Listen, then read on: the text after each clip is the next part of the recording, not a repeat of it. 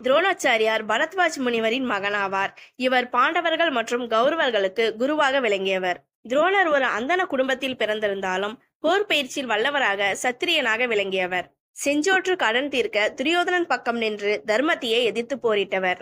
துரோணர் தனது இளமை காலத்தை வறுமையிலேயே கழித்தார். பாஞ்சால நாட்டு இளவரசன் துருபதனுடன் சேர்ந்து இராணுவ கலைகளை பயின்றார்.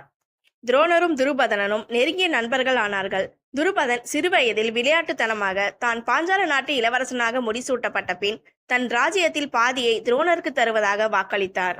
சிறிது காலத்திற்கு பிறகு துரோணருக்கு ஒரு ஆண் குழந்தை பிறந்தது. வறுமை அவரை வாட்டி வதைத்தது. துருபதன் அளித்த வாக்குறுதியை நினைவு கூர்ந்து அவரை அணுகி உதவி கேட்க முடிவு செய்தார் துரோணர். ஆனால் அதிகார வெறியில் இருந்த துருபதன் துரோணரை அங்கீகரிக்க மறுத்து அவரை தாழ்த்தப்பட்ட நபர் என்று கூறி அவமானப்படுத்தினான். துருபதன் பேசிய ஆணவ பேச்சை கேட்டு கோபமடைந்த துரோணாச்சாரியார், உன்னை போரில் தோற்கடித்து உனது ராஜ்யத்தை அடைவேன் என்று சபதமிட்டார். அதன் பிறகு கௌரவர்களுக்கும் பாண்டவர்களுக்கும் போர்க்கலைகளை சொல்லிக் கொடுத்து அவர்களை தேர்ச்சி பெற வைத்தார். துரோணாச்சாரியாருக்கு குருதட்சணை கொடுக்க வேண்டிய நேரம் வந்தது.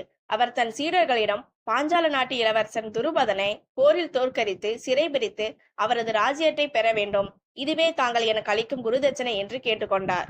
குருவின் ஆணைப்படியே பாண்டவர்களும் கௌரவர்களும் துருபதனுடன் போரிட்டு அவனை சிறைபிடித்து அவனது ராஜ்யத்தையும் பெற்றனர்.